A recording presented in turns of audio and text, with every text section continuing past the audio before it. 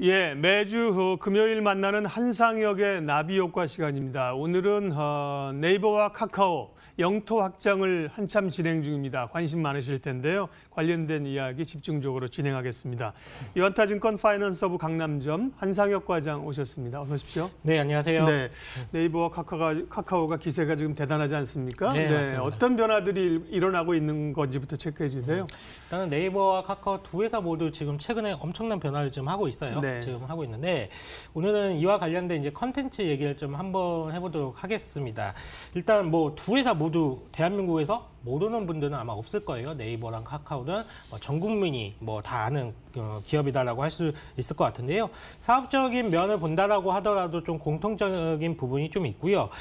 네이버는 비교적 해외 쪽의 사업에 좀 집중하고 있다라고 하면 카카오는 국내 사업에 좀 집중을 하는 모습을 보여주고 있죠. 저는 어쩌면 이 두 회사가 삼성전자와 SK하이닉스처럼 우리나라를 대표할 수 있는 그런 기업으로 성장할 가능성이 굉장히 높은 회사들이다라고 좀 보고 있는데요. 특히 두 회사 모두 최근에 본다라고 하면 국내외 굴지의 회사들과의 파트너십을 좀 강화하면서 시너지 효과를 좀 노려보고 있습니다. 새로운 사업으로 확대를 좀 진행을 보여주고 있는데요. 네이버가 벌써 시가총액이 3위까지 좀 올라왔어요. 물론 이제 시가총액 순위를 한다라고 하면 삼성전자가 맨 위에 있고, 그 다음에 하이닉스, 그 다음이 삼성전자 우선주가 있습니다. 네이버 바로 앞에 삼성전자 우선주가 있긴 하지만 삼성전자나 삼성전자 우선주나 삼성전자라고 본다라고 하면 실질적으로 시가총액 3위는 네이버입니다. 그러니까 네이버가 그만큼 시가총액 순위가 올라왔는데, 저는 이런 것들이 시가총액이 올라와서 순위권 상단에 올라온 것들이 시대적인 변화를 보여주는 모습이라고 좀 생각을 하고 있습니다. 핀테크라든지 인공지능, 이런 앞으로 다가올 미래를 준비하는 기업들이 시가총액 역시도 지금 커져 나가고 있다는 사실이죠. 오늘 이 시간에는 네이버와 카카오를 좀 말씀을 드려보면서 두 회사가 꿈꾸는 세상을 한번 얘기해 보도록 하겠습니다. 그러면 네이버부터 얘기하겠습니다. 가장 최근의 이슈가 이제 일본의 네이버 라인과 야후재팬의 통합 아니겠습니까? 이제 이사회에서 공식적으로 하겠다고 결의를 했습니다. 네, 맞습니다. 네이버 얘기를 먼저 말씀을 드리자면 최근에 네이버에 여러 변화가 있습니다. 먼저 이제 미래에셋과 손잡고 기존 네이버페이 사업 부문을 떼내서 네이버 파이낸셜을 좀 출시시켰고요. 1등 포털 사업자와 업계에서 1위인 증권사가 손을 잡았다는 면에서 상당히 관심을 끌기도 하였고요. 여기에 이제 최근에는 일본의 그 자회사 라인을 야후재팬과 통합시킨다는 계획까지 밝히면서 업계를 좀 깜짝 놀래키도 하겠습니다. 이는 아시아 시장을 넘어서 미국의 이제 구글을 좀 대항할 수 있는 세계적으로 봤을 경우에도 상당히 큰 그런 플랫폼 회사로 좀 나올 수 있는 부분인데요. 그림을 한번 보실까요?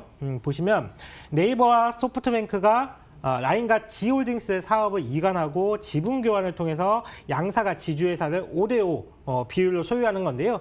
물론 이런 지배구조까지 시청자분들 아실 필요는 없습니다. 하지만 어떤 효과가 이런 결정을 통해서 어떤 효과가 있을지는 한번 보실 필요가 있을 것 같고요. 일단 일본에서 야후재팬에 대한 시장의 지배력은 상당히 높습니다. 국내에서는 이제 네이버가 포털 사업의 1위 사업자이지만 일본 같은 경우에는 야후재팬이 상당히 높은 시장 장악력을 가지고 있거든요. 그리고 일본에서 메신저는 대부분 라인을 씁니다. 즉 라인의 모바일의 지배력과 야후재팬의 PC의 지배력, 이런 부분들이 합해진다는 거거든요. 일단 이렇게 포털과 메신저가 통합되면은 컨텐츠를 공유하면서 광고 플랫폼 자체의 경쟁력이 상당히 강화될 수 있을 것으로 보고 있습니다. 광고주 입장에서는 다른 데 광고할 필요가 없어요.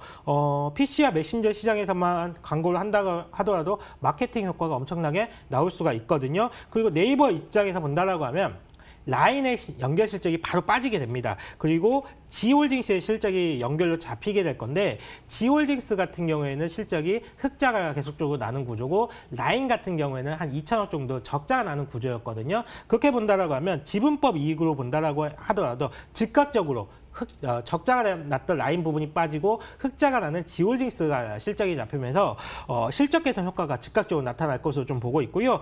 이 밖에 장기적으로 창출될 수 있는 시너지가 상당히 많이 있습니다. 일본 같은 경우에는 작년부터 간편 결제 시장이 좀 개화가 됐는데 이 시장을 잡기 위해서 야후 재팬과 라인이 엄청난 마케팅비를 쓰고 있었는데 이제는 두 회사가 합쳐졌기 때문에 이런 과도한 마케팅비를 사용할 이유가 좀 없어졌습니다. 그렇기 때문에 다양한 시너지 효과가 충분히 나올 수 있다고 보고 있고 증권사 하우스에서는 이러한 관점들을 본다라고 하면 경영 통합 이거 하나만으로 네이버에 반영된 가치가 3조에서 4조 원 정도가 상승할 것이다라고 전망을 하고 있는 이유가 이 때문이라고 보시면 될 것 같습니다. 네, 네이버 이제 뭐 여러 가지 말씀하신 금융 플랫폼이라든지 많이 하지만 가장 현안은 이제 일본 소프트뱅크하고 이제 손정희 회장과 손을 잡은 겁니다. 앞으로 얼마나 성장할지 두고 봐야겠고요. 카카오 얘기를 해보죠. 그럼 카카오는 핫 이슈가 뭡니까? 네. 일단은 카카오도 좀 비슷해요. 네. 카카오도 국내 SK텔레콤과 전략적 제휴를 좀 맺었는데요. SK텔레콤은 이제 카카오의 유상증자에 참여를 해서 3천 원 정도의 규모의 신주를 취득할 거고 카카오는 같은 금액으로 SK텔레콤 자사주를 좀 취득할 예정이거든요. 즉 앞서 네이버처럼 카카오와 SK텔레콤도 제휴를 통해서 경쟁 구도에서 협력 구도로 만드는 모습을 좀 보여주고 있습니다. 일단 카카오와 SK텔레콤 역시도 사업 부분이 겹치는 부분이 좀 있습니다. 음원이라든지 택시 사업 부분에서는 두 회사가 사업 부분이 좀 겹치거든요. 보시면 카카오 같은 경우에는 멜론을 통해서 음원 사업을 좀 하고 있었고요. SK텔레콤 같은 경우에는 플로우라는 명칭을 통해서 음원 사업을 하고 있었어요. 즉 경쟁 구도가 있었던 거죠. 그리고 이제 양사가 택시 사업 부분에서도 카카오 택시와 티맵 택시로 사업 영역이 좀 겹쳐 있었는데 이제는 두 회사가 이제 한 가족이 되었기 때문에 마케팅 경쟁이 완화될 것으로 좀 기대를 하고 있습니다. 이를 계기로 영상 컨텐츠라든지 AI 그리고 통신 분야까지 협력이 강화될 것으로 좀 예상을 좀 하고 있고요. 이렇게 생각을 한번 해볼 수가 있는 거죠. 웹툰 IP를 지닌 카카오 M에서 드라마 제작을 한다라고 하면 SK텔레콤의 웨이브에서 유통하는 것을 한번 생각을 해볼 수 있을 것 같고요. 온라인 쇼핑몰 11번가에서는 뭐 카카오페이로 결제를 할 경우에는 좀 비교율을 줄 수도 있을 것 같습니다. 그 비용 관점을 본다라고 하더라도 카카오 같은 경우에는 이제 5G 통신에서 발생할 수 있는 막대한 이제 트래픽과 관련된 비용을 망 사용료 같은 이런 비용을 SK텔레콤과 제휴를 통해서 조금 절약할 수 있는 부분이 있을 것 같고요. 아무튼 뭐 카카오와 SK텔레콤 제휴 역시도 증권가에서는 이거는 부잡집 간의 결합이다. 상당히 시너지 효과가 많이 날 수 있는 결합이다라고 보면서 양사가의 협력을 아주 긍정적으로 바라보는 모습입니다. 네. SK텔레콤과 카카오의 지분 교환 10월 이제 말에 그런 걸 발표했는데요. 장기적인 그림이니까 그걸 보셨고요. 또 카카오 관련해서 조금 더 세밀하게 좀 주목해 볼 부분들 추가적으로 어떤 게 있을까요? 일단은 뭐 카카오 같은 경우에는 이제 카카오뱅크 얘기를 안 할 수가 없거든요. 엊그저께 이제 금융위원회에서 카카오뱅크 최대 주주 위치를 카카오로 한다는 부분은 승인을 얻었습니다. 그렇다라고 하면 카카오뱅크를 통해서 카카오가 이제 연결 실적이 또 잡히게 될 겁니다. 이제 카카오뱅크가 금융시장에서의 그런 영향력이 상당히 나날이 커져가고 있기 때문에 이런 부분들을 좀 생각을 한다라고 하면 인터넷 뱅킹과의 앞으로 커져나갈 수 있는 인터넷 뱅킹의 잠재력을 카카오가 고스란히 좀 흡수할 수 있다는 부분을 좀 볼 수가 있을 것 같고요. 그리고 최근에 이제 네이버와 카카오 같은 경우에도 이제 비슷한 사업을 좀 추진하는 것이 있어서 좀 말씀을 드리자면 최근에 이제 지하철이나 버스 한번 타보신 적 있으세요? 한번 타는 게 아니라 매일 타죠. 매일 타세요? 왜 본다라고 하면 예전에는 스마트폰을 이용을 해서 게임하는 모습을 정말 많이 볼 수가 있었거든요. 그러면서 이제 스마트폰이 출시가 된 이후에 모바일 게임주들이 한 10배씩 가고 많은 성장을 보여줬잖아요. 그런데 최근에 본다라고 하면 많은 지하철을 이용하시는 분들 본다라고 하면 동영상을 본다든지 또 그리고 웹툰을 상당히 많이 봅니다. 웹툰 같은 경우에는 이제 만화라고 보시면 될 것 같은데 이 웹툰 시장이 상당히 급성장하고 있는 시장이라고 보시면 됩니다. 단순하게 저희가 그 옛날에 그 만화로 생각하시면 안 될 것 같고요. 단순히 만화로 끝나는 것이 아니라 여기서 수많은 콘텐츠들이 형성하고 이 콘텐츠들을 바탕으로 드라마가 제작이 되고 영화가 제작이 되는 이런 부분들이 나타나고 있기 때문에 한번 주목을 해볼 필요가 있는 시장이라고 보시면 될 것 같은데 네이버에서 가장 인기 있는 웹툰의 작가의 연수익이 표에서 나왔지만 약 17억 5천만 원 정도 됩니다. 전체 평균 연봉이 한 3억 원 정도 되고요. 신인들 역시도 1억 6천만 원 정도 됩니다. 물론 이제 웹툰 작가들이 모두 다 이런 고소득자입니다라는 말씀을 드리려는 게 아니고요. 이 정도 수익을 얻는다라는 거는 이런 고소득이 가능하다라는 것은 그만큼 시장성이 있다라는 얘기거든요. P와 Q가 분명히 열린 산업이라는 뜻을 말씀을 드리고 싶은데 대부분 웹툰 서비스가 지금 부분 유료화를 좀 진행을 하고 있습니다. 보통 일주일에 웹툰이 한두 화 정도가 연재가 되는데 미리 좀 결제를 조금 소액 결제를 하게 된다라고 하면 미리 다음 화를 좀 볼 수가 있어요. 이게 금액으로 소액 결제하는 게 얼마 되지 않습니다. 몇백 원 정도밖에 안 되는데 저도 웹툰을 즐겨보지만 재밌는 거는 정말 다음 주까지 기다릴 수가 없습니다. 한 300원, 400원을 결제하고 저도 모르게 어느새 다음 화를 좀 결제해서 보는 모습을 볼 수가 있는데 ARPU, 즉 유저들이 한 달에 쓰는 평균 결제액을 본다라고 하면 음원 같은 경우에는 이용자들이 한 달에 한 8,000원 정도 쓴다라고 하면 동영상 한 12,000원 정도 쓰는데 웹툰 같은 경우에는 아직까지 3,000원 정도밖에 쓰지 않아요. 즉 시장 자체의 성장성이 더욱더 결제할 수 있는 여력이 커질 수 있다는 거고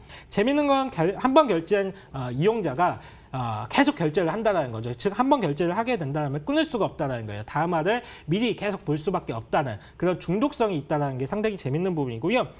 이미 국내에서 웹툰을 보는 시간이 동영상 시간의 약 70% 정도까지 좀 올라오고 있습니다. 그만큼 웹툰에 대한 인기가 상당히 높다라고 보시면 될 것 같고 해외에서도 국내 웹툰의 인기가 한류와 함께 많이 커져 나가고 있습니다. 네이버와 카카오가 각자 네이버 웹툰과 카카오 페이지를 통해서 이 웹툰 사업을 영위하고 있고요. 네이버 웹툰 같은 경우에는 전 세계 100개 국가에서 이미 1위를 좀 달성하고 있다고 보시면 될 것 같고 국내에 이어서 미국에서도 유의미한 거래액이 발생하기 시작을 했습니다. 카카오 같은 경우에도 이미 2015년에 유료화를 좀 부분적으로 도입을 했고요. 웹소설 기반으로 헤비 유저들이 상당히 많다는 부분이 장점을 지니고 있습니다. 결론적으로 네이버와 카카오 모두 두 회사 웹툰이라는 새로운 비즈니스를 바탕으로 컨텐츠 업계 중심으로 자리 잡을 가능성이 상당히 높다라고 보시면 될 것 같고 앞서 금융 서비스와 관련돼서 간략하게 말씀을 드렸지만 카카오뱅크가 최대 주주로 카카오가 등극이 되면서 상당히 영향력이 앞으로 있을 거라고 보고 있고 네이버 같은 경우에도 네이버 파이낸셜 출시를 하면서 네이버 페이 거래액이 이미 4조 원을 넘어간 상황입니다. 그러면서 네이버 파이낸셜을 분사로 본격적으로 생활 밀착형 금융 서비스를 제공한다라고 하면 상당히 시너지 효과는 많이 있을 거고 성장 잠재력이 크다라고 보실 수가 있겠습니다.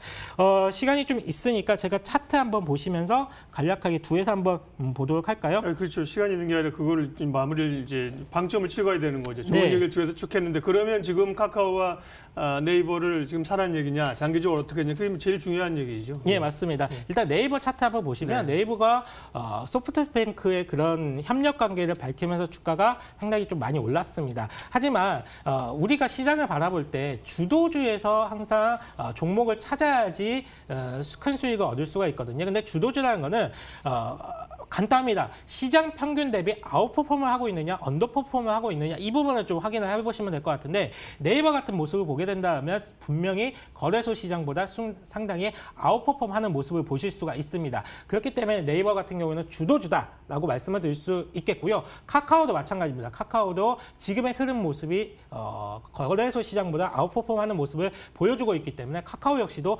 주도주다라고 말씀을 드릴 수가 있겠고 최근에 슈팅이 한번 나온 다음에 이격을 좀 좁히는 작업을 좀 보여주고 있습니다. 아무래도 시가총액이 큰 대형주이기 때문에 이격이 벌어지면 그 부분에 대해서 상당히 부담되는 부분이 있거든요. 그렇기 때문에 네이버 같은 경우에는 지금 18만 1,500원까지 슈팅이 나왔지만 17만 원 언더, 16만 원 중반 정도라고 한다라고 하면 그때부터 가격적인 메리트가 상당히 많이 나타날 수 있을 거다라고 좀 보고 있고요. 매수 충분히 그 가격대라면 적극적인 매수도 가능하다라고 좀 볼 수가 있겠고요. 카카오 같은 경우에도 마찬가지입니다. 최근에 카카오뱅크에 대한 최대 주주 승인이 금융위원회에서 떨어지면서 10월 달, 11월 달 흐름이 상당히 좋은 모습을 보여주었는데요. 카카오 같은 경우에도 네이버와 비슷하게 좀 이격이 좀 벌어져 있는 상황입니다. 그렇기 때문에 이 이격을 좁히는 과정에 우리 투자자분들이 무서워할 필요가 없고 이 부분에 대해서 조정이 나왔을 경우에는 매수 기회다라고 좀 보셔야 될 것 같고요. 그렇기 때문에 카카오 같은 경우에도 15만 원 정도 21선이 좀 부딪히는 그 15만 원 초반선에서는 매수가 가능한 가격대라고 보고 있습니다. 네이버와 카카오 이 두 회사는 아직 그러니까 이 두 회사가 모든 사업적인 영역에서 많은 사업적인 영역에서 투자를 걸쳐놓은 회사예요. 그렇고 이 투자에 대한 결실, 즉 수익으로 이익단으로 바꾸는 영역을 2019년 하반기부터 시작해서 내년 내후년까지 상당히 많이 보여줄 것으로 생각하고 있습니다. 그렇기 때문에 올해를 시작으로 그동안에 투자를 했던 부분들이 결실로 다가온다라고 하면 내년과 내후년까지도 지켜봐야 할, 주목해봐야 할 회사가 네이버와 카카오라고 좀 생각하고 있고 4차 산업혁명의 가장 중심이 될 수 있는 그런 기업이다라고 좀 생각을 하고 있습니다. 그러니까 조금 조정받을 때 매수하자 이런 관점이신 거죠? 예, 중장기적으로도 네. 충분히 앞으로도 더 성장할 여력이 있기 때문에 조정이 나왔을 때는 적극적인 매수 구간이 필요하다라고 좀 보고 있습니다. 예, 한상혁의 나비 효과 오늘은 네이버와 카카오에 대해서 분석해봤습니다. 유한타증권 파이낸스허브 강남점 한상혁 과장 함께했습니다. 수고하셨습니다. 네. 예, 어제 뭐 이틀간 우리 증시 많이 밀렸고요. 미국 증시도 간밤에 좀 조정받는데 우리 야간 선물은 플러스로 나오네요. 0.25% 플러스인데요. 실제로 주가가 좀 상승해 갈지 두고 보죠. 1부 마칩니다. 잠시 후 2부에서 구체적인 이야기 이어갑니다. 고맙습니다.